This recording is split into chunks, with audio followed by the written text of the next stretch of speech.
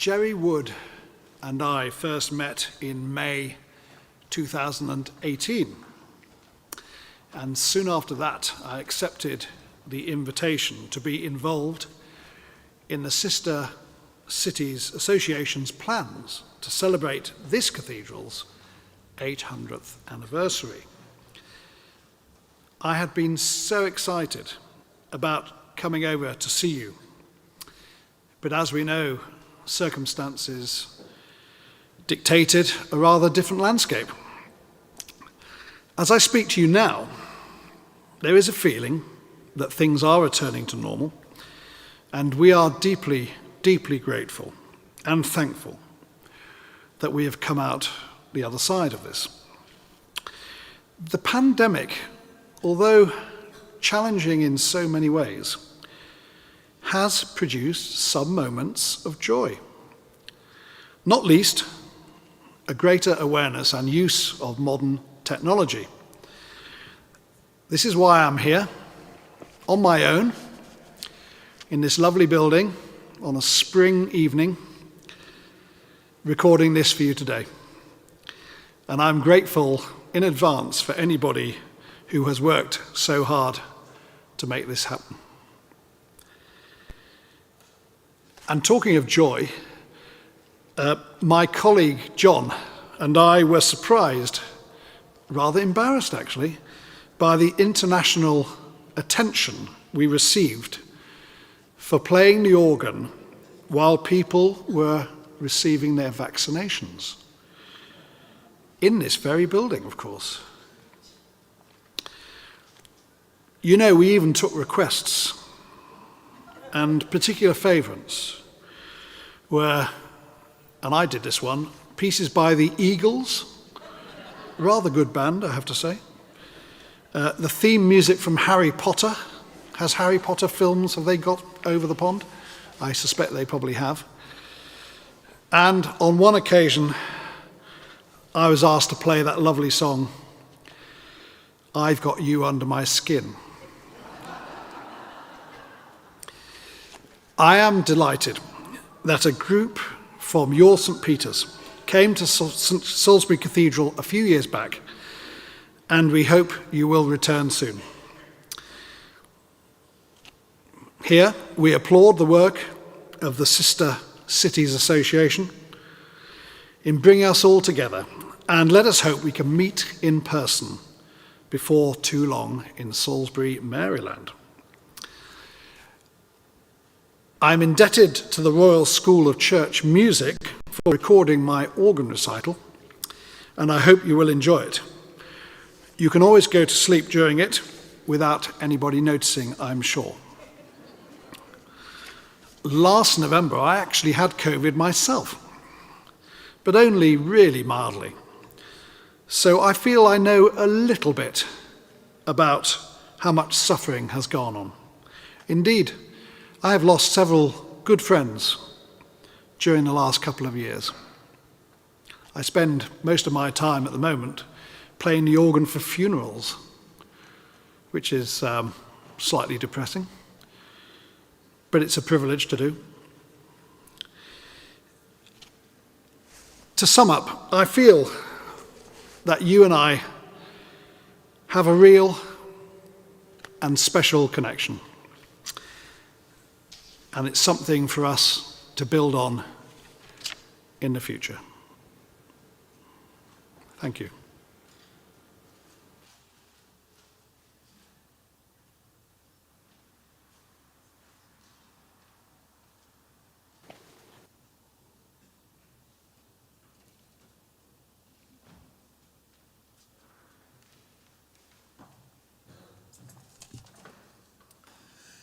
Good evening. My name is Jerry Wood. On behalf of the Sister Cities Association of Salisbury and Wicomico County and the Cathedral Church of the Virgin Mary, known as Salisbury Cathedral, welcome. Thank you especially, St. Peter's, for partnering with us to host these 6 events of celebration. Tonight we celebrate the 800th anniversary of the Salisbury Cathedral with our sister citizens there. Salisbury, England, has been a sister city to Salisbury, Maryland, in one way or the other since 1932, when the Lord Mayor of Salisbury, England, came here to celebrate our bicentennial. Our special guest, who cannot travel because of COVID, is David Halls, whom you just met. He is the director of music for Salisbury Cathedral. He has gifted us with friendship.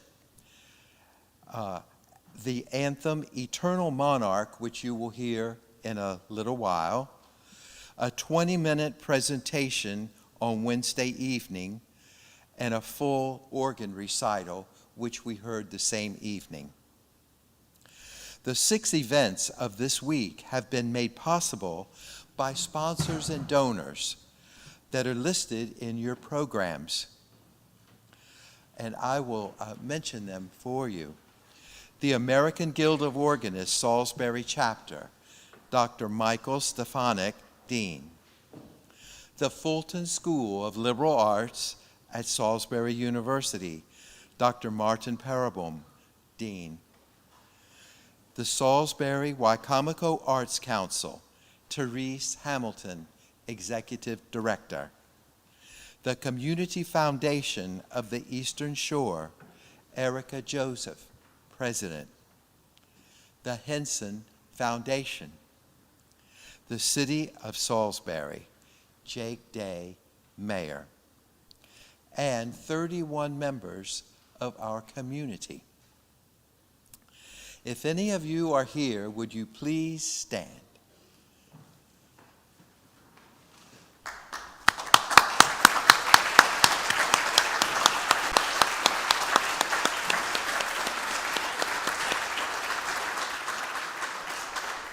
They have made the experiences of these 6 events free, and we thank you.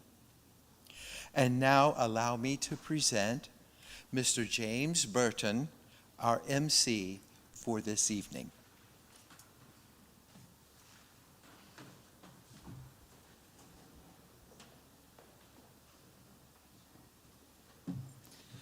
Good evening, everybody. I'm not sure why they asked me to MC this event. It might be because of my accent, which I failed to lose in 15 years of living here, but thank you for having me. So in a time when almost no one could read or write, a building utilizing an estimated 70,000 tons of stone, 3,000 tons of timber, and 450 tons of lead was erected in just 38 years. The tower was added shortly afterwards and still stands 404 feet tall. That's about 40 stories high, and it was finished in 1320. But you can't particularly be friends with a building. The mission of Sister Cities is to foster international exchange, creating lasting friendships through cultural understanding, economic development, and education. Since 1932, when Gideon Hancock, the Right Worshipful Mayor of Salisbury, and his wife came here to celebrate our bicentennial, there have been friendship exchanges between the two Salisburys. It is perfectly appropriate to salute the treasure of our Salisbury friends upon its 800th anniversary. So tonight, please relax and enjoy an evening when friends in both cities reach out to share a hand of friendship and together honor Salisbury Cathedral's remarkable milestone.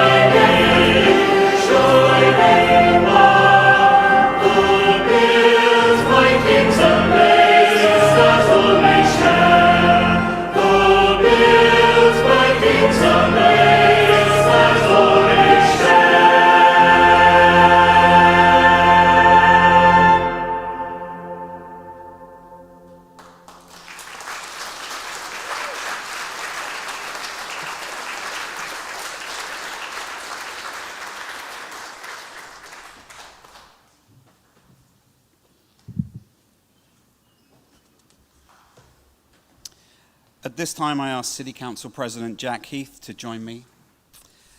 I have a letter to present to the city, and I will read it to you.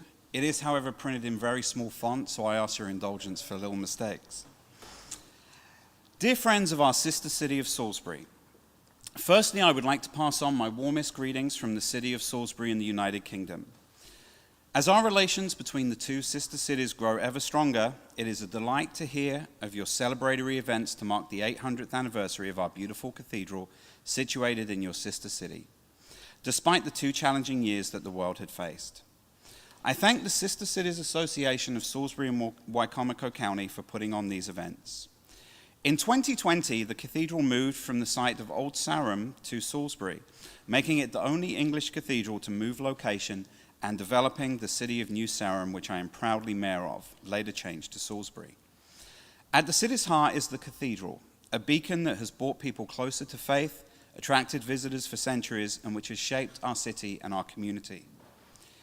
As you celebrate the connection and history between the two cities in films, lectures, music, and song, whilst marking the 800th anniversary of the cathedral, may I echo the words of His Royal Highness the Prince of Wales on his recent visit to the cathedral. I quote, "As we gather here, we are profoundly aware of all those who have gone before us, who have bequeathed us the magnificent legacy of this glorious building, and who have maintained the spiritual community which has kept the flame of faith alive here for so many centuries. Over the years, each challenge in turn has been overcome, and that is the case today when, thanks to the inspiring work of all of those who have been involved in providing vaccines, we can now look forward with renewed hope." End quote. Throughout the 800 years of the building of the current cathedral and the histories of both sister cities, we have both faced and overcome many challenges. May we give thanks for our shared past and look ahead with hope and the goal to move our cities forward, cemented in resilience, and highlight the best of both Salisburys to the world. With the best wishes and much appreciation for your support, Councillor Tom Corbyn, the 761st Mayor of Salisbury.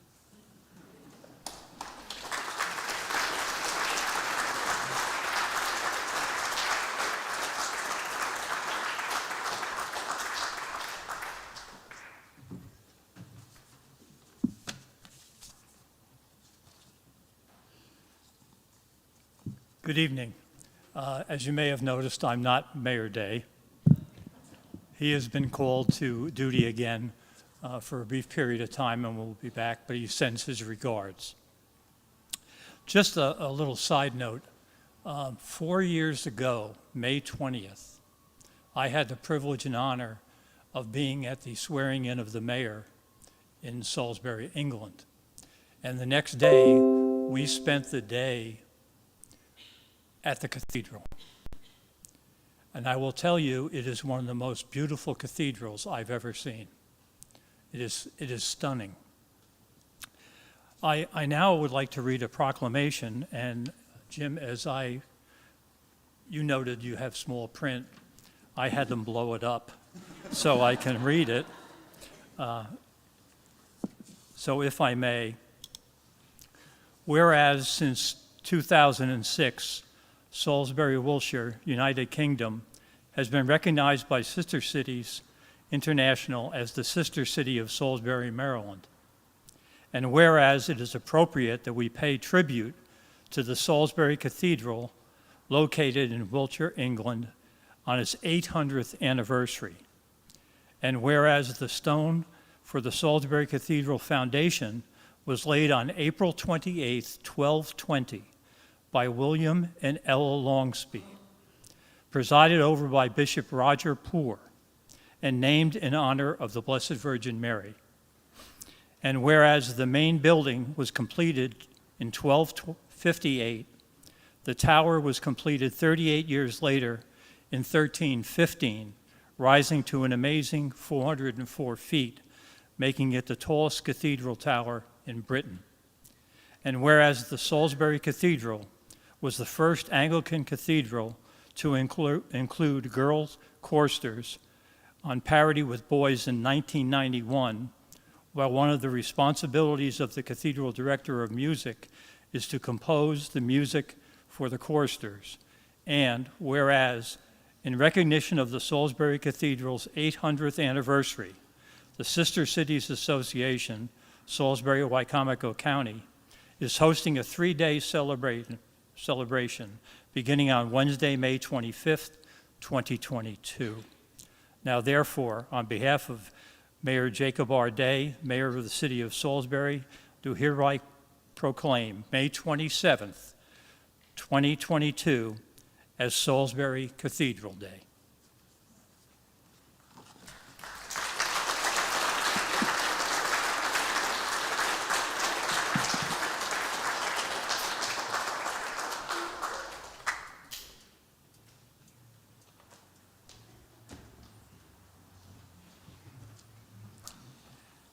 We now welcome Sir Barkan in chainmail to say a few words.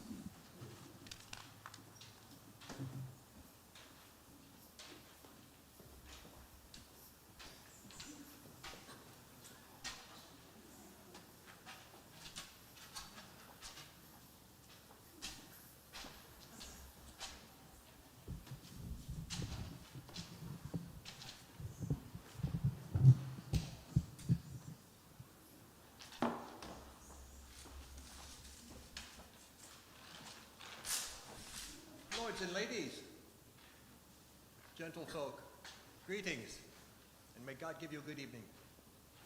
I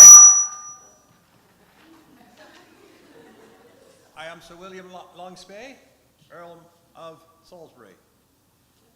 As some of you may remember, as he just said moments ago, I laid some of the foundations for the new cathedral we are building in New Sarum. He also said the date, which I remember fondly. It was April 28th in the year 1220. It was important to lay the stones correctly because the position of the stones not only determines how the cathedral is oriented, but as well as how big it is. The farther apart the stones, the larger the cathedral. We are going to have a magnificent cathedral, even if it takes 100 years to build. Now, you may also remember that I am half-brother to the king, King John, who unfortunately has passed and is deceased, so may God rest his soul. But before he died, he did sign the Magna Carta Liberatum, giving rights to the nobles and a few rights to some other citizens. So I have the privilege, perhaps because of my relationship with the king, of presenting the Magna Carta, one of 13 copies, to the cathedral here in Salisbury.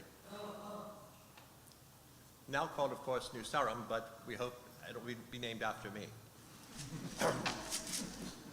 It will remain in the cathedral, the old cathedral, in Old Sarum until the new cathedral is built, and then it shall be transferred there to be secured for posterity. I have left it back there. I will go retrieve it now.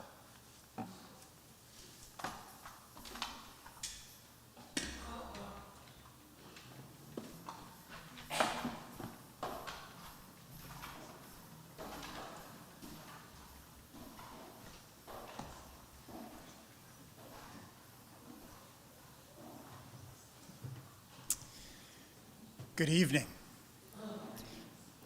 My name is Charles White, and it is my honor to serve as the 9th president of Salisbury University. I'm grateful to Jerry Wood and the Sister Cities Association for inviting me to say a few words about Magna Carta. It was in the early years of the 13th century, 800 years ago, and King John of England was in trouble. He had fought a disastrous war in France and lost most of his ancestral lands in Normandy to King Philip II of France. The war had been expensive, and John imposed heavy taxes on feudal lords or barons back in England to pay his debts. The barons had little respect or trust for their king. And although highly disorganized, they were united in their hatred of John.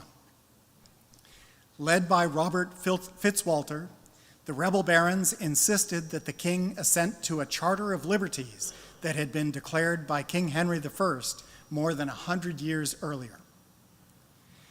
Despite appeals to Pope Innocent III to mediate the crisis, tension between the two groups increased until finally they met at Runnymede on the south bank of the River Thames to work out a peace treaty called the Articles of the Barons, which was signed on June 15th, 1215.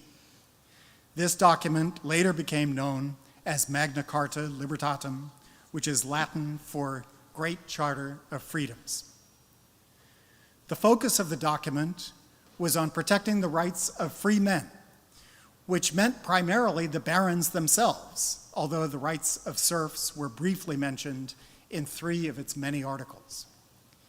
One important aspect of the document was the establishment of a security council of feudal lords, which was given the power to seize castles and lands belonging to the king if their grievances lodged against the king were not addressed. This security clause marked the beginning of a transition from law of the ruler to the rule of law, because it established that the king was not omnipotent and he had to obey the law just like everyone else. As a peace treaty, Magna Carta was a complete failure.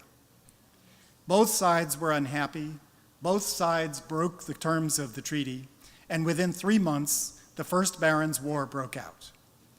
The war was a stalemate, and King John fell ill and died the next year in 1216. His heir to the throne, Henry III, was barely 9 years old.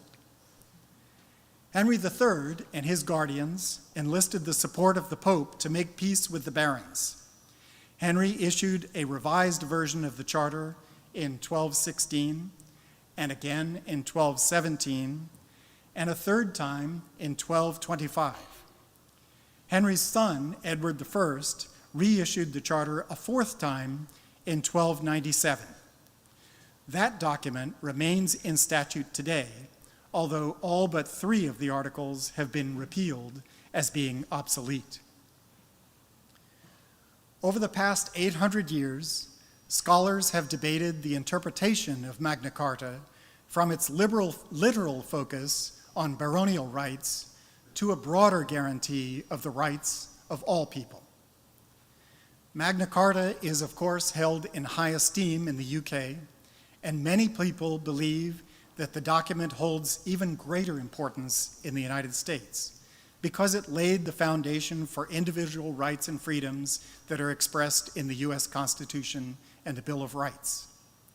Among these are freedom from unlawful searches and seizures, which is guaranteed by the Fourth Amendment to our Constitution, the right to a speedy trial, which is enshrined in the Sixth Amendment, the right to a trial by jury, which is also in the Sixth Amendment, the privilege of writ of habeas corpus, which is contained in Article 1, Section 9, and requires the government to demonstrate legal grounds for detention of an accused person, and protection against loss of life, liberty, or property without due process of law.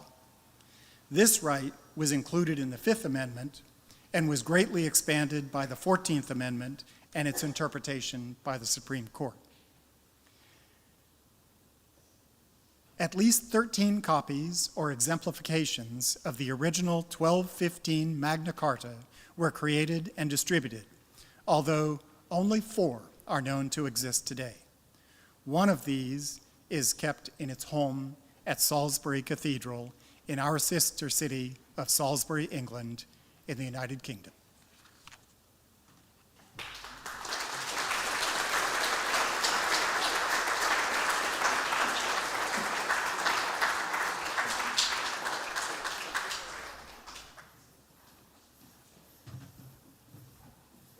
Thank you, Dr. White, for having the poise and courage to follow a fully blown night. It is a pleasure now to welcome back Alice Whitfield and the Salisbury Children's Choir. They will sing Ain't No Winding in the Road and Be Still My Soul. Susan Zimmer accompanies.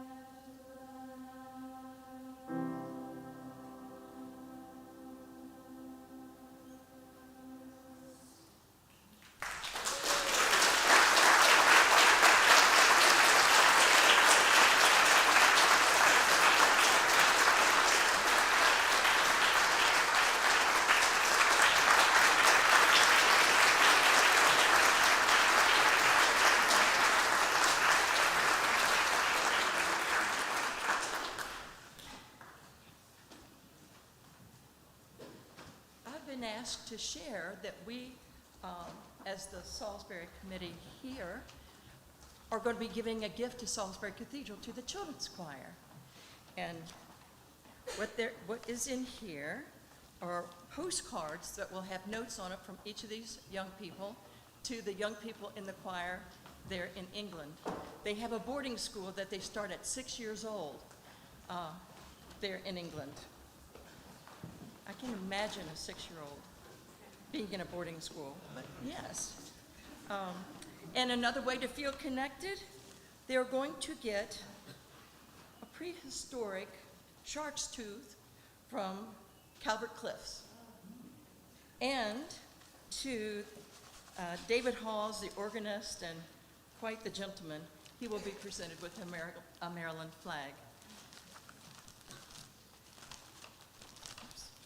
Thank you.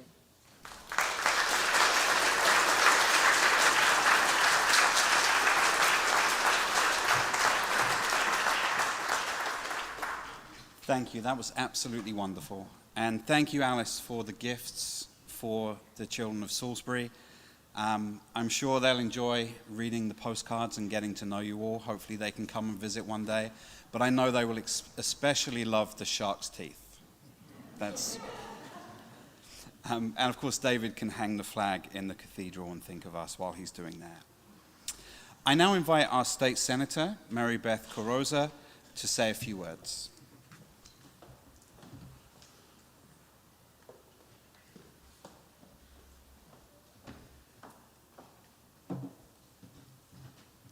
Good evening. I'm Senator Mary Beth Carroza, and my colleague and friend, Senator Addie Eckerd.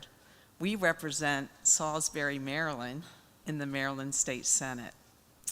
So when we caught wind that the Sister Cities Association of Salisbury and Wicomico County were hosting these events to highlight the 800th anniversary of the Salisbury Cathedral, we both agreed that that certainly merited an official Senate resolution from the Maryland Senate.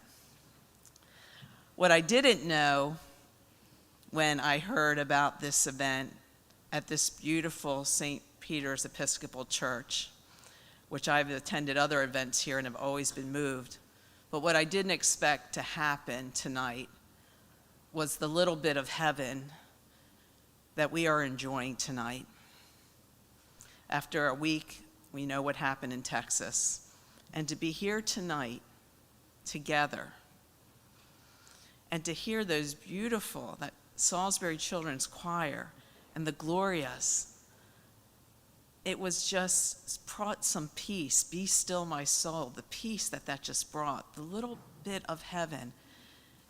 And so this 800th anniversary of the Salisbury Cathedral here tonight in Salisbury, Maryland, has brought us a little bit of heaven. And I'd like us all to give a round of applause to everybody that was involved in organizing this event, these events this week, all the choirs, everybody that worked so hard since 2019 to bring us together tonight. Let's hear it for everybody.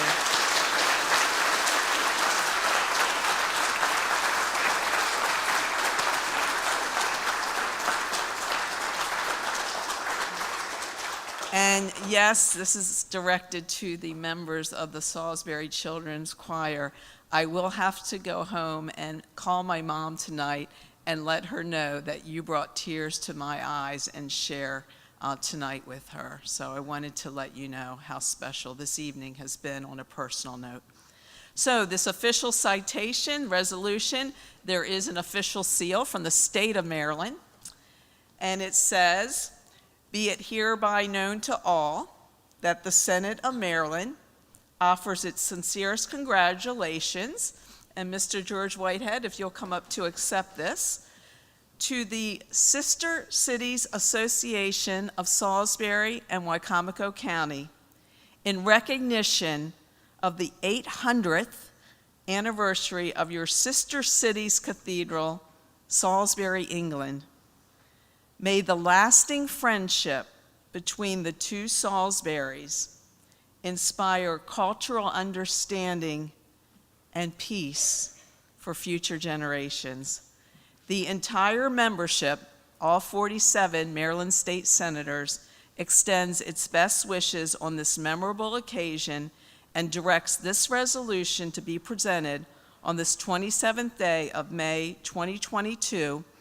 It is signed by our Senate President, William Ferguson, and also sponsored by Senators Addie Eckert and Mary Beth Carrozza. And again, thank you and God bless.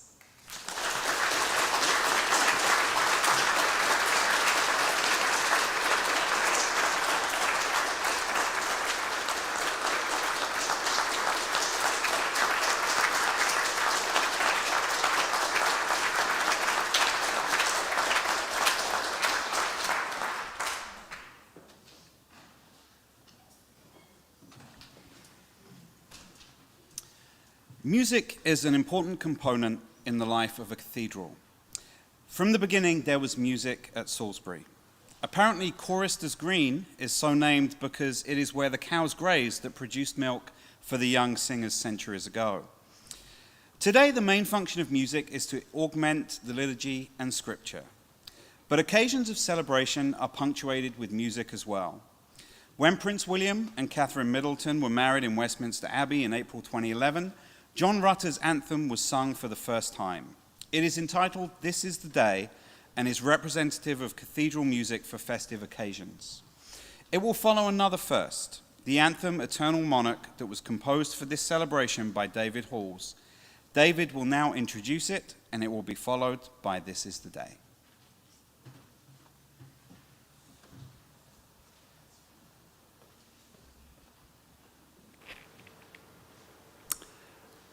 I was delighted to be asked to write a new piece for Ascension Tide, and I started on its creation several years ago. We all know what has happened in between. It was with considerable pleasure that I looked once again at this yet unperformed anthem and found myself pretty happy with it. Because of Salisbury Cathedral's musical tradition, which stretches right back to the days of plainsong, it seemed appropriate to use that wonderful, simple, melodic style as the basis for my piece. It starts by quoting on the organ one of those ancient melodies associated with Christ's ascension, and the plainsong reappears later on, sung by the tenors and the basses. The rest of the anthem is mostly festive and triumphant, as you'd expect, although one verse of the text, translated, by the way, by J.M. Neal, is more subdued in tone. This anthem can be performed by choir and organ, or the organ part can be augmented by a brass quintet and timpani. I hope you enjoy it.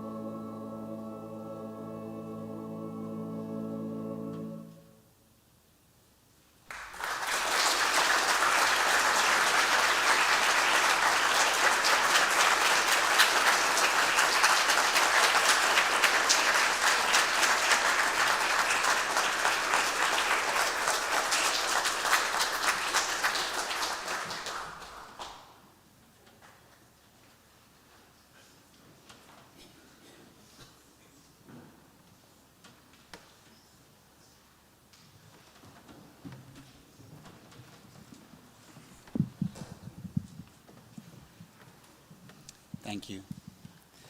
Salisbury Cathedral values artful expression, and there is almost always a special event happening. A festival of flowers just concluded, for example.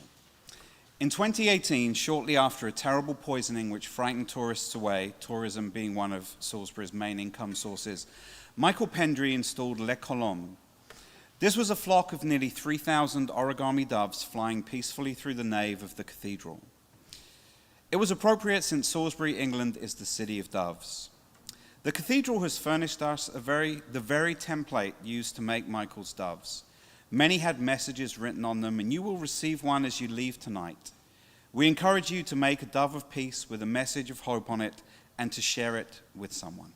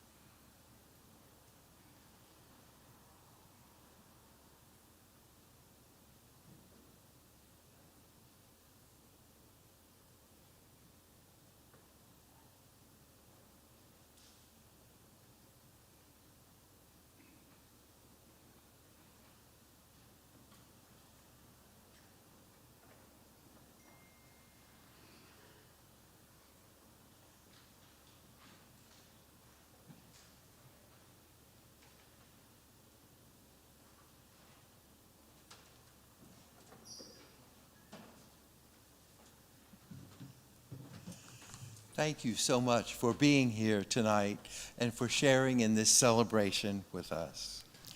Now, as we close, we think of the words of John Lennon. Peace is not something you wish for. It's something you make, something you do, something you are, and something that you give away. Thank you for coming, and good night.